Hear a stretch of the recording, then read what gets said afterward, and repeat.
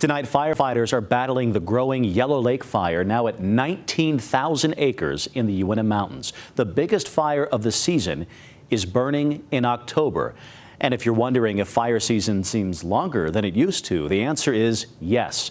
In fact, experts say climate change is making our environment hotter and drier, which leads to these longer fire seasons.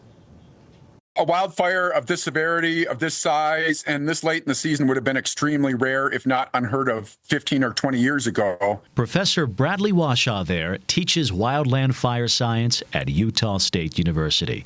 He says fires of this magnitude, this late in the year, have never been common. And they're putting a strain on firefighters and their resources, too. We have firefighters that have, exceeded 1,000 hours of overtime. And when you put that in perspective of, a normal seasonal firefighter that's hired just for the fire season, in the federal system, they're on what's called a 1039 appointment, which is 1,039 hours.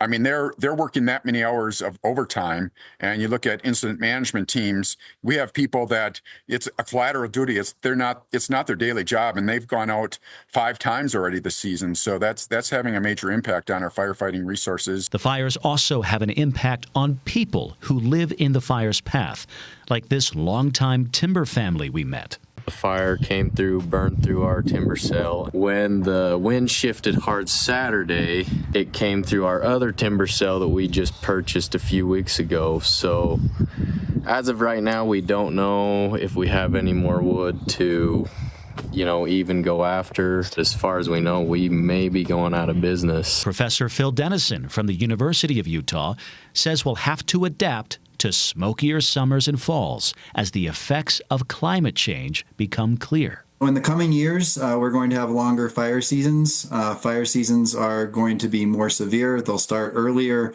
they'll end later, and we'll see more unusual fires that would traditionally be out of season. Researchers say human-caused climate change is a key driver in the extent of today's wildfires. And Professor Dennison says people need to take responsibility and be more careful. A lot of fires in Utah are started by humans, so we can start out by reducing ignitions, and that will allow us to better fight fires that are easier to control, fires that are ignited by lightning in many cases. Then we can also just prepare our homes and our structures. We can clear the vegetation around our structures. Now, the Yellow Lake fire is 10% contained tonight. Firefighters say their goal is to secure the fire